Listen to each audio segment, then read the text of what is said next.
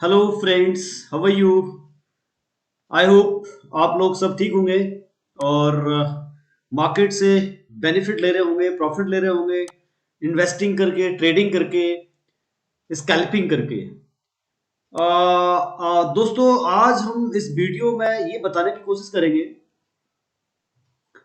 कि एडवांस में आप लोगों को, अगर हम बात करें एडवांस कोर्स की, जिन लोगों ने अभी एंट्री करी है मार्केट में, जो लोग अभी अभी मार्केट में एंटर किए हैं, उन लोगों के लिए मैंने एक सेपरेट वीडियो बनाया था। उसमें ये बताया गया था भी आप अगर पहली बार एंटर कर रहे हैं, अगर आपकी एज 22 to 25 है और आपने एंट्री करी है मार्केट में, तो आपको क्या क्या सावधानियां बरतनी चाहिए।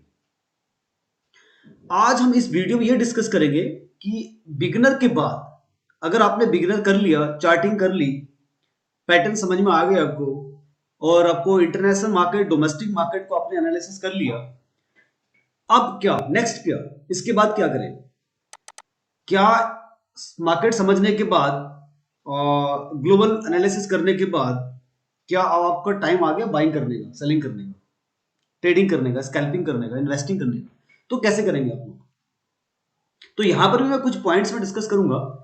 ये वीडियो बेसिकली उनके लिए है जिन्होंने हमारा बिगिनर कोर्स का जो वीडियो था उसको देख लिया है और कुछ मार्केट को एनालिसिस कर लिया है, या पहले से उनको थोड़ा बहुत मार्केट के बारे में मालूम है, और बट कहीं ना कहीं कंफ्यूजन है कब एंट्री करना है और कब एग्जिट करना है, बॉटम क्या होता है और टॉप क्या होता है, जो फाइंड आउट नहीं कर पा रहे हैं और डिफिकल्टीज आ रही है उनको, और ट्रेडिंग में उनको लॉसेस हो रहे हैं। मैं तो कहूंगा जिन लोगों ने ट्रेडिंग कर ली है उनके लिए भी है, जो स्टार्ट कर चुके हैं, बट कहीं ना कहीं उनको सफलता नहीं मिल रही है। ये आईपीओ जो आ रहे हैं आजकल, काफी अच्छे अच्छे आईपीओ मार्केट में आ रहे हैं। जब मार्केट में आईपीओ आते हैं तो कौन से आईपीओ में लगाना चाहिए और नहीं लगाना चाहिए, ये टाइम अब आ गया आप लोगों के लिए। तो यहां पर हम डिस्कस करेंगे, कुछ पॉइंट्स में हम डिस्कस करेंगे। तो सबसे पहले जो पॉइंट हमारा होगा कि जब भी आप, एडवांस की बात करूं मैं, अकाउंट आपका ओपन हो चुका है, आप मार्केट वॉच देख रहे हैं डेली,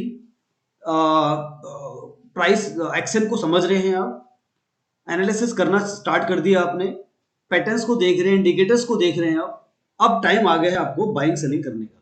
तो उस पीरियड में आपको क्या करना चाहिए, क्या चीजें करनी चाहिए कि अब आप बाइंग सेलिंग करना स्टार्ट कर दो?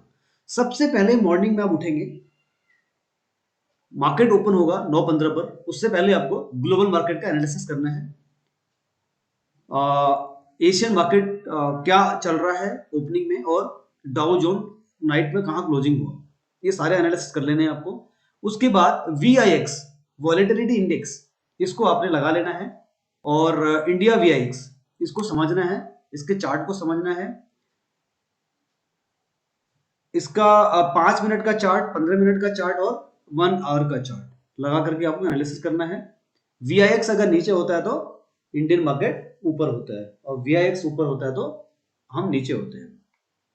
ये आपको एनालिसिस करना है। उसके बाद हमको NSE की वेबसाइट में जाकर के पुट कॉल रेशियो, PCR, इसको हमको समझना है। ये भी एक पार्ट है जो जहां से आप PCR रेशो को आप एनालिसिस कर सकते हैं। ऑप्शन चेन आपको समझना पड़ेगा, इनका सेपरेट मैं एक डिटेल वीडियोस बनाऊंगा फिर आपको। ऑप्शन चेन का बहुत बड़ा सब्जेक्ट है ऑप्शन चेन, उसको हम समझेंगे, बट आपको फिलहाल इसको एनालिसिस करना है। जब इसको करेंगे तभी आपको मार्केट में एंट्री करनी है। अगर आप किसी स्टॉक का ऑप्शन चेन देख रहे हैं, इंडेक्स का ऑप्शन चेन देख रहे हैं, तो आपको समझना होगा कि OI, चेंज OI और OI और टोटल OI और टोटल चेंज OI, ये सारी चीजें आपको समझनी पड़ेंगी। उसके बाद ही आप अब फाइनल डिसीजन में आ पाएंगे कि मुझे इस काउंटर में क्या करना है। सपोर्ट रेजिस्टेंस बहुत जरूरी होता है। सपोर्ट रेजिस्टेंस, अगर आप किसी भी काउंटर का आप ट्रेडिंग करने जा रहे हैं, तो सपोर्ट रेजिस्टेंस आपको देखना पड़ेगा उसका, कि अब कल का क्लोजिंग कहां था, आज का मार्केट क्या चल रहा है, अब सपोर्ट कहां पर है और रेजिस्टेंस कहां पर है। ये चीजें आपको समझनी पड़ेगी। इसके लिए आपको आप पिवट पॉइंट लगा सकते हैं, जिससे आपको पता लग जाएगा कि S1, S2, P1, R1, R2 और पिवट पॉइंट, आपको एटलीस्ट एक पता लग जाएगा सपोर्ट कहाँ है, रेजिस्टेंस कहाँ है। अगर आपको ऐसे नहीं पता करना है तो आप वैसे ही पता कर सकते हैं। आप आवरली चार्ट लगा लें या 15 मिनट का चार्ट लगा करके आप देख सकते हैं कि इसका प्राइस एक्शन के अकॉर्डिंग सपोर्ट एंड रेजिस्टेंस कहाँ बन रहा है। जैसे सपोज कीजिए है, तो यहाँ पर आपको ये समझना है कि भाई कल का क्लोजिंग, ये पहला सपोर्ट यहाँ पर आएगा इसका। आपने यहाँ पर एक मार्किंग कर लिया पहले क्लोजिंग पर, इसकी मान लीजिए आपका ये पहला सपोर्ट आएगा यहाँ पर, ठीक है। आपने एक लाइन यहाँ ड्रॉ कर ली, उसके बाद आपकी दूसरी लाइन इसके ऊपर आ जाएगी, ये लाइन आ गई आपकी दूसरी वाली, ये सपोर्ट आ गया आपका, ठीक है। इस प्रकार से आप लाइन कैंडल ड्रॉ करके एक अनुमान लगा सकते हैं कि किसी भी स्टॉक का उसका स्टॉप लॉस, सपोर्ट, रेजिस्टेंस कहां पर है। तो कल का जो क्लोजिंग होता है वो आज का सपोर्ट बन जाता है। यस्टरडे का जो क्लोजिंग होगा वो सपोर्ट बन जाएगा। सपोज कीजिए इसका क्लोजिंग था 19,542, जैसे मान लीजिए ये था 19,445, ये क्लोजिंग था कल का 13 नवंबर का, ठीक है।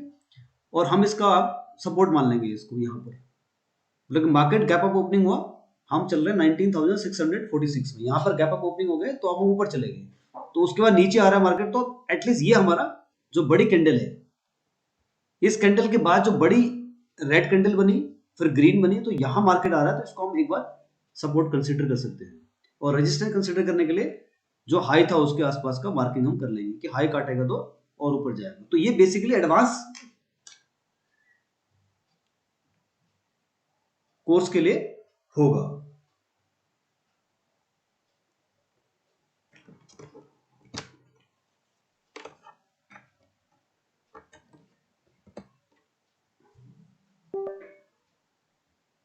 उसके बाद अगर हम डिस्कस करते हैं पैटर्न की, तो पैटर्न आपको समझने पड़ेंगे।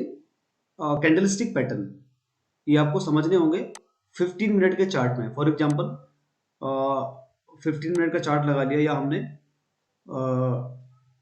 वीकली चार्ट लगा लिया, तो वीकली चार्ट में आपको ये आइडिया लग जाएगा कि ट्रेंडिंग क्या है मार्केट का, पैटर्न कौन सा बन रहा है, मार्केट में क्या पैटर्न दिया। सपोज कीजिए ये वीकली चार्ट बनाया हमने निफ्टी का, तो यहाँ पर पैटर्न बन रहा है, देखिए एम पैटर्न बन गया, ठीक है। यहाँ वी पैटर्न बन रहा है, यहाँ एक शानदार एम पैटर्न बना, ये गया एम पैटर्न बना, और वी पैटर्न बनता है, डब्ल्यू पैटर्न बनता है।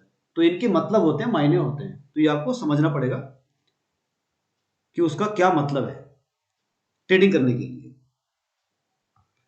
आरएसआई आपको समझनी पड़ेगी, आरएसआई कहाँ चल रही है, 50 से ऊपर है, 50 से नीचे है। ये सारे मैंने अपना एक सेपरेट वीडियोस मैं बनाऊंगा, मैंने ऑलरेडी मेरे जो वीडियोस हैं यूट्यूब के अंदर उसमें लिखा हुआ है, सारे पैटर्न के अंदर आरएसआई को बारे में बताया गया डिटेल, उसके अंदर आप पढ़ेंगे तो आपको समझ में आ जाएगा। मूविंग एवरेज के बारे में बताया है कि मूविंग एवरेज का जो लेवल होता है वहां पर बाय कैसे करना है और सेल कहां पर करना है। उसके बाद जो सबसे बड़ा पॉइंट आता है कि अगर आप ट्रेडिंग कर रहे हैं, मान लीजिए आपको ऑप्शन बाइंग करनी है मार्केट ओपन होने के बाद, तो आप सबसे पहले देख लेंगे कोई इवेंट तो नहीं है। अगर कोई इवेंट आता है, कोई डोमेस्टिक इवेंट है, कोई इलेक्शन का रिजल्ट अनाउंस होना है, या कोई क्रेडिट पॉलिसी आनी है, या किसी कंपनी का कोई रिजल्ट आना है, जो कोई बड़ा कॉर्पोरेट कोई डिविडेंड बोनस अनाउंस कर रहा है, तो उसका भी आपको इम्पैक्ट समझना पड़ेगा।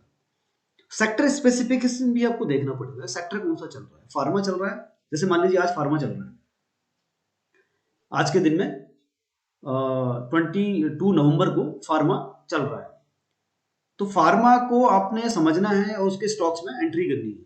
तो स्टॉक पर सिलेक्शन करना है, पहले सेक्टर का सिलेक्शन करना है, सेक्टर के बाद फिर स्टॉक का सिलेक्शन करना है, उसके बाद आप उसको बाइंग करेंगे जो आपको, जिसमें आपको ज्यादा कॉन्फिडेंट लग रहा है। डेटा को डेटा एनालिसिस तो करना ही पड़ेगा आपको।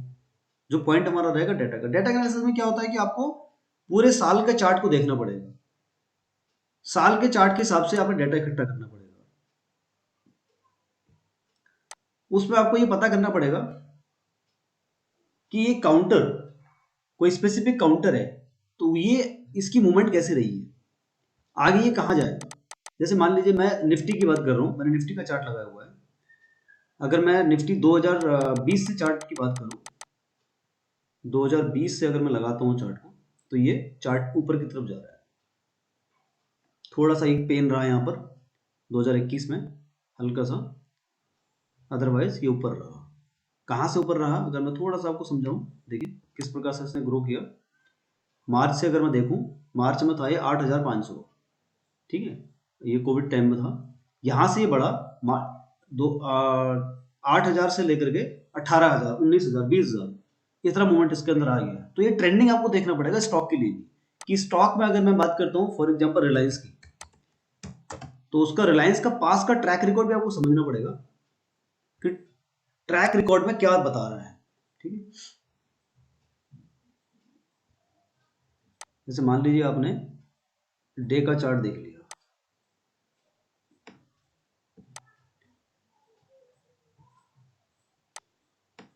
कैश में आ जाएगा, कैश में लगा लेते हैं, रिलायंस कैश, ठीक। अगर हम इसकी चार्ट की बात करते हैं, मंथली चार्ट, मंथली चार्ट में अगर आप देखेंगे रिलायंस 2019 से देख लेते हैं, चलिए क्या रेट था, 1121 रुपये। उसके बाद डिविडेंड भी आया, बोनस भी आए, तो ये प्राइस आज की डेट में 23,000 चल रहा है, 2300 चल रहा है। इसमें कई बार स्प्लिट भी हुआ है और डिविडेंड बोनस दिए हैं इसने। तो ये आपको पिछला ट्रैक रिकॉर्ड उसका देखना पड़ेगा, कितनी बार बोनस दिया, कितनी बार डिविडेंड दिया, क्या कॉर्पोरेट एक्शंस हुए हैं उसके अंदर, तभी आपको एंट्री करनी है। और एग्जिट, सबसे एक विषय और आता है इसके अंदर, साइकोलॉजी, ट्रेडिंग साइकोलॉजी। आपका अकाउंट खुल चुका है, आप एक्टिवली पार्टिसिपेट कर रहे हैं, एनालिसिस कर रहे हैं डेटा को, ग्लोबल मार्केट देख रहे हैं, डोमेस्टिक मार्केट को देख रहे हैं, और थोड़ी बहुत समझ हो गई है, कैंडलस्टिक पैटर्न को देख रहे हैं, चार्ट पैटर्न को देख रहे हैं आप। अब आपको मार्केट में एंट्री करनी है, एंट्री भी कर ली है आपने मान लीजिए। अब आपके पास एक सबसे बड़ा विषय आता है कि आप यंगस्टर्स की बात कर रहा हूं मैं, ये वो लोग जो बहुत ज्यादा एग्रेसिवली मार्केट को एनालिसिस कर लेते हैं, समझ में आ जाता है उनके, बहुत जल्दी कैच कर लेते हैं, उनकी मेमोरी बहुत फास्ट होती है, ऐसे लोग, बट साइकोलॉजी उनके अंदर, जो ट्रेडिंग साइकोलॉजी होती है वो बिल्डअप नहीं हो पाती है। वो बहुत ही इंपॉर्टेंट एक विषय है ट्रेडिंग साइकोलॉजी, जो मेरा अपना एक्सपीरियंस है फॉर लास्ट 20 ईयर्स का। उसमें मैंने ये देखा है कि यंगस्टर्स को वो कितना ही चार्ट समझ ले, कितना एनालिसिस कर ले, कितना ही डेटा को निकाल ले, बट उसके अंदर वो कॉन्फिडेंस नहीं आ पाता है जो एक मैच्योर ट्रेडर के अंदर आता है, एक ऐसा एक्सपीरियंस ट्रेडर के अंदर आता है, वो चीज वो नहीं ला पाता है। वो उसी कारण से वो लॉस खा जाता है। जो जो ये सेबी की जो रिपोर्ट आ रही है, आप देख रहे होंगे कि 10 में से 9 लोगों को लॉस हो रहा है, जस्ट बिकॉज ऑफ ये हो रहा है कि उनके अंदर साइकोलॉजी नहीं आ रही, वो बिल्डअप नहीं हो पा रहा है। तो मार्केट साइकोलॉजी समझने के लिए आपको कुछ रूल ऐसे होते हैं जो आपको बनाने ही पड़ेंगे। सबसे महत्वपूर्ण जो रूल है, जो नियम आपको बनाना पड़ेगा, दैट इज एग्जिट। अगर आपको लॉ, अगर आपने कोई रूल बनाया है, उस रूल में आपने 100 रुपए में कोई चीज खरीदी है, 95 में उसका एग्जिट है और 110 का टारगेट का प्राइस है, और 95 अगर आता है तो आपको 95 में उसको एग्जिट ही करना है। ऐसा नहीं कि उसको हटा करके आप साइलेंस स्टॉप लॉस लगा रहे हैं, या आपने मन में कंसिडर कर लिया 95 रुपए का stop loss. No, that is wrong. If you have, if you, अगर आपने मेंशन कर दिया स्टॉप लॉस 95 रुपीज का, 100 रुपए में लेकर के, देन 95 में आपको एग्जिट करना पड़ेगा, किसी भी कीमत पर एग्जिट करना होगा। That is the rule. ये साइकोलॉजी होती है। यहां पर आपको दिमागी रूप पे स्ट्रांग होना पड़ेगा। अगर आप मेंटली स्ट्रांग है, टफ है, तो आप पैसा कमा सकते हैं मार्केट से। अगर आपने 100 रुपए में लेकर के 101 में प्रॉफिट बुक कर लिया और 95 में आपने एसएल नहीं लगाया और 90 का वेट कर रहे हो, तो वही ट्रेडिंग का आपका मेथड गलत है। अगर आपने रूल सेट कर दिया है तो रूल को फॉलो करना पड़ेगा, मेंटली टफ बनना पड़ेगा, स्ट्रांग बनना पड़ेगा। अगर आप मेंटली स्ट्रांग होंगे तभी आप मार्केट से पैसा लेके जा पाएंगे। तो कहने का मतलब ये है, साइकोलॉजी आपको समझनी पड़ेगी, मार्केट एक्शन को समझना पड़ेगा, प्राइस एक्शन को समझना पड़ेगा, कैंडल के बिहेवियर को समझना पड़ेगा। उसको समझने के बाद आपने डिसाइड किया है कि मैं इस कैंडल में लेकर के यहां से निकल जाऊंगा, और उसके बाद भी अगर आप नहीं निकलते हैं, फॉर एग्जांपल मैं आपको बताता हूं, ये पैटर्न है, आज का चार्ट है। मान लीजिए यहां पर एक आपको शूटिंग स्टार मिला, फॉर एग्जांपल यहां मिल गया शूटिंग स्टार, ये शूटिंग स्टार है। शूटिंग स्टार के बाद आपने डिसाइड किया कि मैं दूसरी कैंडल तीसरी कैंडल पर एसएल को ट्रेल कर लूंगा, मैं यहां बेचूंगा, पुट खरीदूंगा और यहां मैं एसएल ट्रेल कर लूंगा, तो उसके बाद मैं वेट करूंगा नीचे जाने का मार्केट का। तो एसएल को ट्रेल करना ही करना पड़ेगा अगर आप उसको फॉलो कर रहे हैं। अगर आपने कहा कि मैं ट्रेंडिंग जोन पे बाइंग कर रहा हूं, मान लीजिए कैंडल ने लोअर और हायर ऑन हाई काटा, ये कैंडल है, यहां पर इन्वर्टेड हैम्बर आया, उसके बाद हायर ऑन हाई कैंडल गई, ये आपको दिख रही है कैंडल, एक कैंडल, दो कैंडल, तीन कैंडल, तीसरी कैंडल में आपने बाई किया। उसका रूल क्या है कि मैं चौथी पांचवी कैंडल के बाद तीसरी कैंडल का जो लो होगा उसका एसएल मैं लगा दूंगा। तो ये लगाना ही पड़ेगा आपको, ऐसा नहीं कि यहाँ पर आप लालच कर रहे हैं, नहीं थोड़ा सा वेट कर लेते हो और नीचे आ जाएगा तो बाद में ऊपर चला जाएगा, no, this is not. SL लगाना है, मेंटली स्ट्रांग बनना है, और अगर एसएल कट जाता है तो अपसेट नहीं होना है। बहुत सारे यंगस्टर्स क्या करते हैं, अपसेट हो जाते हैं अगर उनके दो एसएल कट गए, बस उनका मूड खराब हो जाता है। नहीं, आपने रूल बनाया हुआ है, पहले रूल बनाया है, वो रूल बनाने से पहले आपने बैक टेस्टिंग करी है, बैक टेस्टिंग करने के बाद आपने पेपर ट्रेडिंग करने के बाद ही आप उसको लाइव आए हैं। जब आपको पता है कि बैक टेस्टिंग में रिजल्ट अच्छा आया है, पेपर ट्रेडिंग में अच्छा रिजल्ट आया है, सब कुछ ठीक चल रहा है, लाइव ट्रेडिंग में अगर आपके आते ही 3 एसएल कट जाते हैं, 4 एसएल कट जाते हैं, तो कोई दिक्कत नहीं है, अपसेट नहीं होना। क्यों? क्योंकि वो बैक टेस्टेड है, पहले से टेस्ट हो के आया है। तो आपको वेट करना पड़ेगा एटलीस्ट एक क्वार्टर, एटलीस्ट एक क्वार्टर का टाइम तो दो उसको, उस स्ट्रेटेजी को। जिस भी स्ट्रेटेजी को आप फॉलो कर रहे हैं उसको कंटिन्यूअसली आप कम से कम, मैं तो कहूंगा साल भर तक वेट कीजिए उस स्ट्रेटेजी के अंदर। बैक टेस्टिंग में आप 3 महीने लगा दीजिए और लाइव टेस्ट में आप साल भर दीजिए उसको, तभी आपका रिजल्ट अच्छा है। यही कारण है कि एल्गो में लोग नहीं आ रहे हैं। मेरे जितने भी एल्गो आ रहे हैं उस एल्गो के अंदर एनुअली अच्छा रिटर्न है, बट जो ट्रेडर होता है उसको क्या चाहिए, वीकली चाहिए, डेली चाहिए, मंथली चाहिए, बट एल्गो में ऐसा नहीं होता है। एल्गो में क्या होता है, आपको लॉन्गर पीरियड में एक अच्छा रिटर्न मिलता है। 20 ट्रेडिंग सेशन में से 15 ट्रेडिंग सेशन में लॉस होता है एल्गो के अंदर, यस, लॉस होता है, 20 में से 15 में लॉस होता है, बट जो 5 बचते हैं उनमें जो प्रॉफिट होता है वो 15 से को भी के लॉस को कवर करके कई गुना अच्छा रिटर्न देके जाता है। इसीलिए जो भी स्ट्रेटेजी आप फॉलो कर रहे हैं, जिस भी कैंडल को फॉलो कर रहे हैं, जिस भी इंडिकेटर को फॉलो कर रहे हैं, चाहे वो सुपर ट्रेंड हो, चाहे वो एमएससीडी हो, चाहे वो मूविंग एवरेज हो, जो भी आप फॉलो कर रहे हैं उसको बैक टेस्टिंग के बाद कुछ समझ दीजिए, तभी आपको फायदा होगा। तो अपसेट नहीं होना है, आपको स्ट्रांग रहना है, टारगेट तक वेट करना है। अगर आपने 110 का टारगेट लगाया 100 में खरीद के, वेट करो, ट्रेल करो, स्टॉप लॉस को ट्रेल करना सीखो। ट्रेलिंग स्टॉप लॉस लगाएंगे तो फायदा होगा आपको। कई सारे कस्टमर क्या करते हैं, 100 में लिया, 101 आते ही उनकी हार्ट बीट बढ़ जाती है, उनको प्रॉफिट बुक करना होता है, वो रोक नहीं सकते। कंट्रोल करो अपने इमोशंस को बॉस, अगर कंट्रोल नहीं करोगे ना, ये मार्केट में कुछ नहीं मिलने वाला आपको। 100 में लेकर के 101 में बेचने को तैयार बैठे हो, 90 का एसएल में नहीं लगा रहे उसके अंदर कि वेट करना है, तो कम प्रॉफिट में जल्द निकल जाना और ज्यादा लॉस में वेट करना, इस स्ट्रेटेजी को भूल जाओ, ऐसा मत करो, कभी प्रॉफिट नहीं होगा आपको। ये वीडियो स्पेशली उनके लिए है जो अभी मार्केट में आए हैं और एक्सपर्ट नहीं है, बट ट्रेडिंग करने से पहले ही उनको लगता है कि मैं कुछ और सीख लूं, तो ये पॉइंट आपको याद रखने हैं। रिस्क मैनेजमेंट बहुत जरूरी होता है। पेपर ट्रेडिंग में रिस्क मैनेजमेंट करो, लाइव ट्रेडिंग में मत करो कभी भी। जो यंगस्टर्स हैं मैं उनके लिए कह रहा हूं, पेपर ट्रेडिंग करो, वहीं रिस्क मैनेजमेंट करो, वहीं समझ लो पूरे महीने पेपर ट्रेडिंग करके। तो पोजीशन साइजिंग का भी ध्यान रखना है। अगर आपके पास 10,000 रुपीज है, आपको ऑप्शन ट्रेडिंग करनी है, आपने कहीं से बोरो कर ली 10,000 रुपीज, अगर आपको ऑप्शन ट्रेडिंग करनी है, आपको लग रहा है कि मैं प्रॉफिट ले ही लूंगा, मैं तो सीख के आ गया हूँ, मैं तो चैंपियन बन गया हूँ, मुझे सब पता है, मैंने बहुत सारी वीडियोस देख ली है, बड़े बड़े यूट्यूबर्स के वीडियोस से मैं समझ में आ गया कि कैसे प्रॉफिट लेते हैं, कहाँ बाई करते हैं। तब भी मैं कहूंगा उस 10,000 को 2 पार्ट में डिवाइड कर दो, 3 पार्ट में डिवाइड कर लो। 3 पार्ट में डिवाइड कर लोगे तो आपकी कैपिटल बची रहेगी। अगर मान लीजिए आपने 3,000 रुपए का एक दिन का एक कैपिटल डिसाइड कर लिया कि उस 3,000 में काम करूंगा मैं, तो आप उसी के साइज की ऑप्शन स्ट्राइक प्राइस ढूंढेंगे, उसी में आप काम कीजिए। अगर वो चला भी गया तो अगला 3,000 आपका बचा हुआ है, अगर वो भी चला गया तो अगला 3,000 बचा हुआ है। तो 3 भागों में डिवाइड कीजिए उसको, उस 10,000 को। वन शॉट मत लगाइए, तो आप अगर वन शॉट लगा देंगे तो आप फिर दोबारा ट्रेडिंग करने लायक नहीं रहेंगे। जो आपकी स्ट्रेटेजी है, जो आपका बैक टेस्टेड है डाटा, उसको आप 3,000 में अप्लाई कीजिए, अगर किसी कारण से ऊंच नीच होती है, आपका एसएल कट जाता है, लॉस होता है, तो आप दोबारा से उसको रिव्यू कर सकते हैं उस स्ट्रेटेजी को। तो ये बेसिक चीजें मैंने बताई हैं आप लोगों को।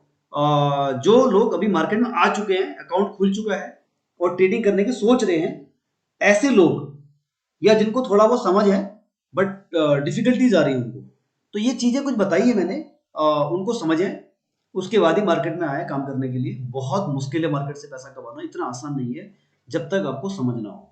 समझ होने के बाद आपका माइंडसेट माइंडसेट बहुत जरूरी है। माइंडसेट अगर नहीं होगा आपका काम करने का, तो आप लॉस खा जाएंगे मार्केट से। तो ट्रेडिंग साइकोलॉजी समझने के लिए आपको स्ट्रांग होना पड़ेगा, मेंटली टफ होना पड़ेगा, अपसेट नहीं होना पड़ेगा, पॉजिटिव होना पड़ेगा, तभी आप मार्केट से पैसे कमा सकते हैं। इस वीडियो को आप लाइक कीजिए। आज का हम लाइक का रखेंगे, कम से कम 100 लाइक्स आप दीजिए इस वीडियो को, और कमेंट कीजिए कैसा आप वीडियो लगा, क्या आपको कोई बेनिफिट हो रहा है। पहले वाला जो वीडियो था, मैं उसका डिस्क्रिप्शन में लिंक डालूंगा, बिगनर्स वाला, उसको भी आप देखिए। किसी को अगर बेनिफिट हो रहा है तो प्लीज आप कमेंट करके बताइए क्या बेनिफिट हुआ। अगर किसी को लगता है कि और कुछ इसके अंदर मोटिफिकेशन चाहिए वीडियो के अंदर, और नया कंटेंट चाहिए, तो आप मुझे बताइए, मैं वैसा कंटेंट बना के दूंगा आप लोगों को। मेरा जो ऑब्जेक्टिव रहेगा, आपको फाइनेंशियल लिटरेसी अवेयरनेस का रहेगा, कि जितने लोगों को, मैक्सिमम लोगों को बता सकूं, जो मेरा अपना एक्सपीरियंस है वो शेयर कर सकूं, कि मैक्सिमम लोगों तक स्टॉक मार्केट की अवेयरनेस जो है, लोग पैसा कमाएं। ये मेरा ऑब्जेक्टिव है। Thank you.